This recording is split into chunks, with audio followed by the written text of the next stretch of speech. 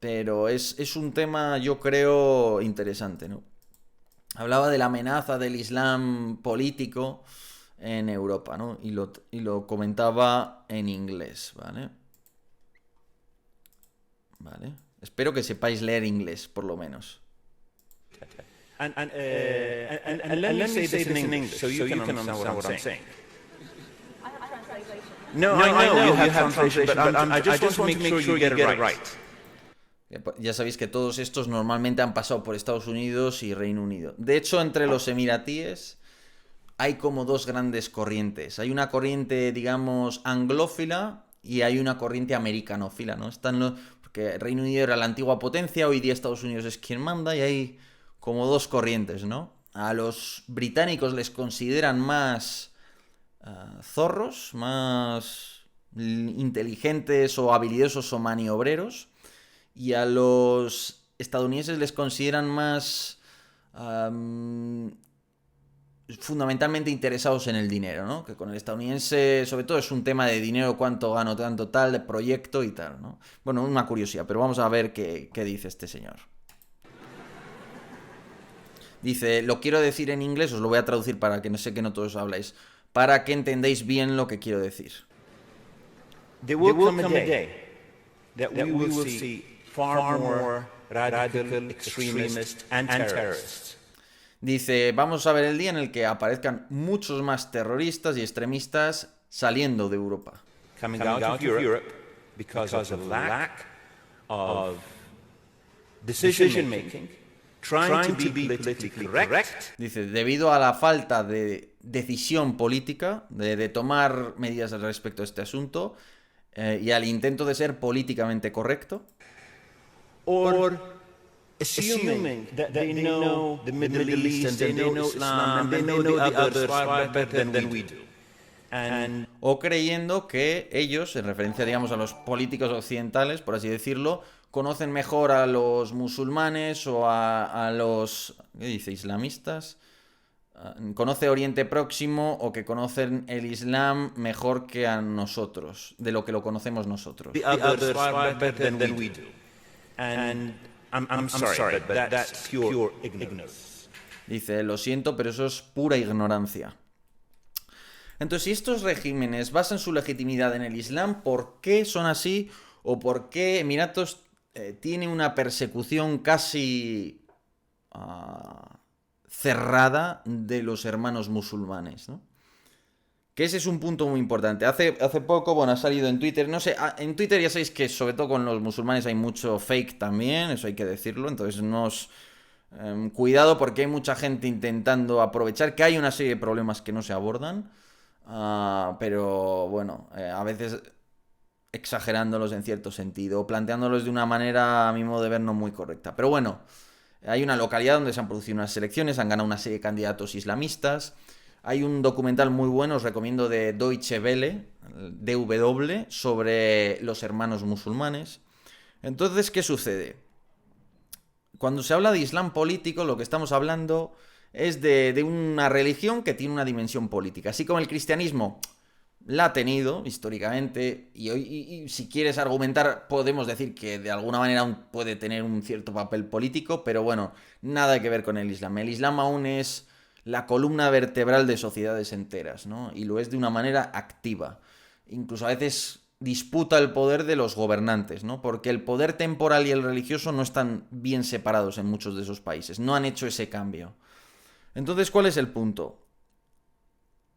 Una interpretación rigorista del Islam, como plantean determinados grupos muy radicales, considera todo este tipo de monarquías algo occidentalizado, entonces las detesta.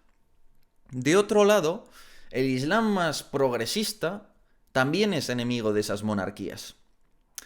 El Islam progresista que promulgan los hermanos musulmanes, os recomiendo leer a Lorenzo Vidino, ¿no? Los hermanos musulmanes son, vamos a ponerlo, no es una analogía muy buena, pero digamos que es una especie de opus musulmán, vamos a decirlo así. Funciona como una organización secreta, está notablemente auspiciada por el gobierno de Qatar, pero históricamente casi siempre han sido pacíficos. y son la rama progresista del Islam. ¿Por qué? Porque ellos por lo que abogan es por la democracia, ¿no? Esto lo crea Hassan Banna, creo que nació en los años 20 en Egipto, o no, nació, o tuvo, o fundó los hermanos musulmanes en los años 20 en Egipto, no me acuerdo ahora bien. La cuestión es que él vivía la colonización de Egipto, básicamente, pero aunque ellos querían liberarse de todo eso, vivieron muchos de ellos en Europa y tomaron ideas de Europa. ¿Y a qué conclusión llegaron? El Islam hay que modernizarlo. Es decir, así como en Europa básicamente lo que se ha hecho es apartar a la religión, allí su conclusión fue más bien que hay que mantener eso como núcleo, pero hay que modernizarlo. ¿Y eso cuál es el punto? Ellos lo que te dicen es que al final la manera de modernizar el Islam es haciéndolo democrático. Por tanto, ¿cómo alcanzo el poder? Por la vía democrática, lógicamente, es decir, consiguiendo votos, consiguiendo democracias. Entonces, el punto es que los hermanos musulmanes también quieren cargarse esas monarquías porque quieren democracias. Y en Egipto se cargaron a Hosni Mubarak, el dictador de Egipto. O sea, estoy hoy espeso, ¿eh?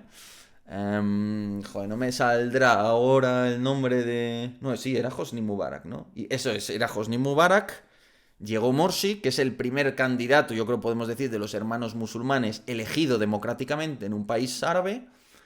Pero claro, eso es un dilema muy grande porque ganan legítimamente, democráticamente, pero sabes que el modelo de sociedad que tienen es islamista. O sea, su punto es, yo llego al poder e instauro un Islam puro, un Islam hasta cierto punto más abierto quizás que el que promulgan otras corrientes, pero no deja de ser los textos sagrados como fuente de derecho, un sistema legal completamente basado en el Islam, un modelo califal de gobierno, es decir, nuevamente, si veis la estructura de Estado Islámico, a los que hayáis estudiado el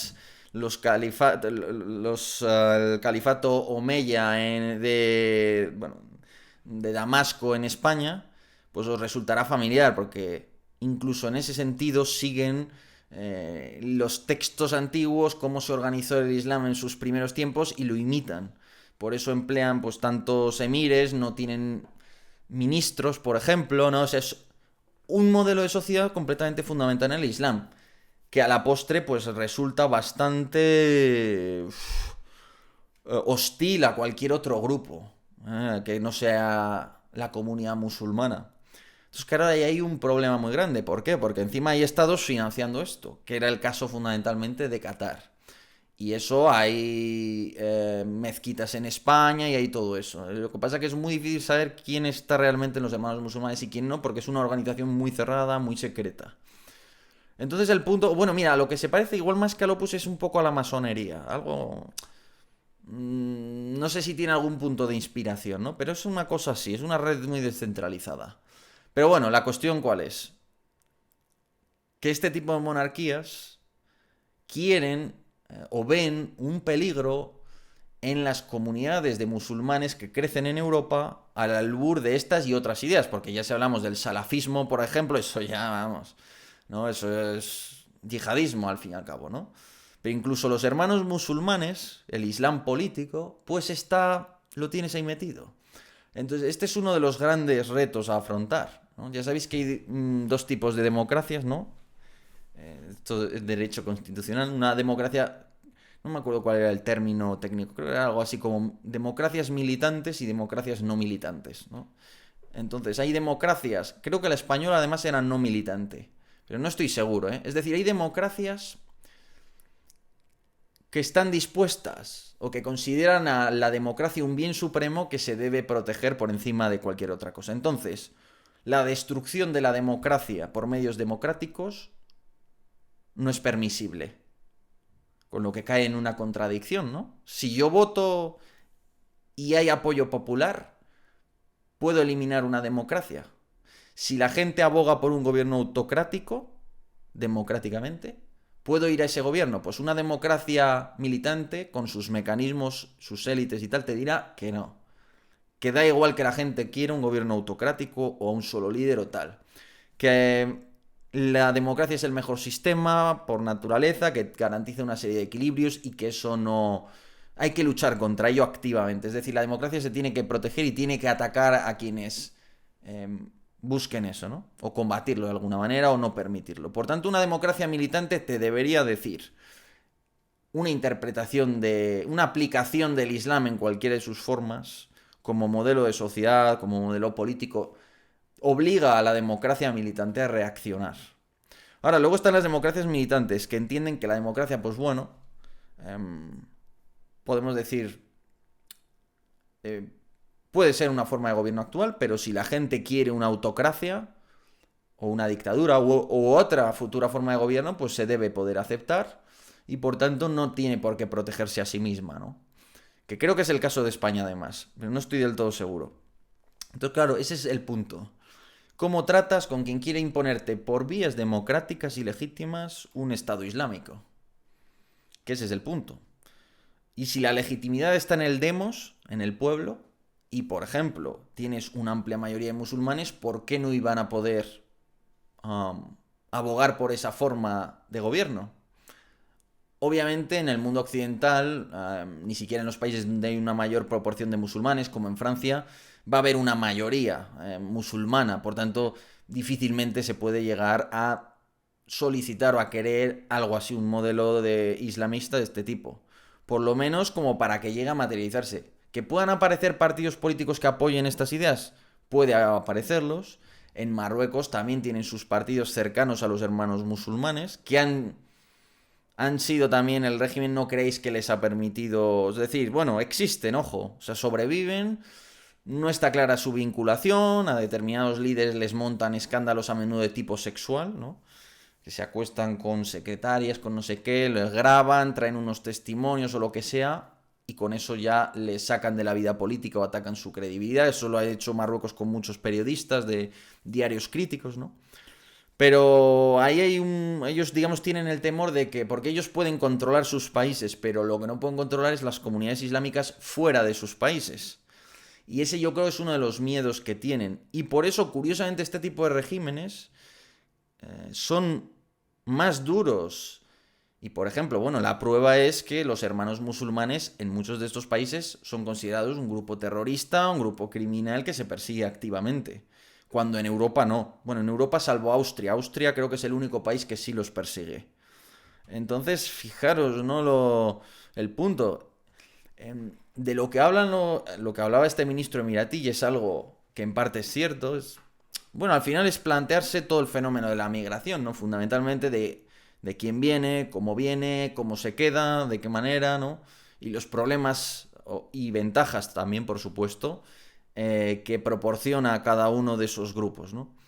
Y habida cuenta de la cantidad de migración que ha llegado y que va a llegar, y habida cuenta de que va a suponer, ya está suponiendo un cambio fundamental en la vida, en la trayectoria, en los asuntos del país, yo sí que estoy de acuerdo con lo que este hombre planteaba, por ejemplo, de que debe haber un debate público y debe haber decision making, debe haber decisiones que no vayan al remolque de una situación ya muy deteriorada, con eventos nefastos constantes como ya se viven en otros países europeos. En España por ahora no hemos llegado a ese punto. Vamos 20 años por detrás más o menos de las corrientes migratorias que llegaron a otras partes de Europa. No creo que sea tampoco una cuestión de, pues eso, de criminalizar a todo el mundo, ni mucho menos. Pero es un asunto, un debate, es un asunto grave que merece un debate público. Es decir, que hoy os he estado hablando de lo que ha dicho Óscar Puente y cómo ha reaccionado el gobierno de Argentina con Javier Milei y no sé qué. Son preocupaciones ridículas al lado de lo que se está fraguando. No tenemos buena información porque este tema se quiere omitir efectivamente muchas veces por una cuestión de corrección política, de interés político, porque es un tema que resulta incómodo de tratar y es comprensible que así sea, pero convendría que hubiera un buen debate. Hay quienes temen que ese debate de producirse pues vaya a dar lugar a un racismo generalizado. Es decir, este es uno de los argumentos que yo he escuchado y es que lo ideal sería tener ese debate, pero en cuanto se abra, determinadas fuerzas lo van a aprovechar y va a dejar de ser un debate y va a convertirse simplemente en un tema de racismo, ¿no? Yo os expongo los argumentos que he escuchado.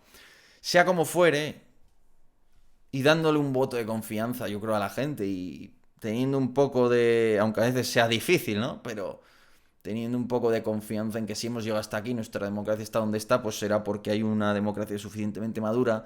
Es un tema que se debiera abordar, porque tiene consecuencias para todos, de un gran calado, y conviene plantearlo de manera clara. Es decir, que igual va a traer problemas y va a traer oportunidades. Es decir, las oportunidades o las ventajas pueden ser que usted va a poder mantener un nivel de vida elevado, que va a tener quien cuide a sus padres cuando sean viejos y hagan lo que usted pues no le apetece hacer, que viva mejor en un sentido material. ¿La desventaja cuál va a ser? Pues que la presión fiscal puede que aumente o puede que no, según el modelo de Estado.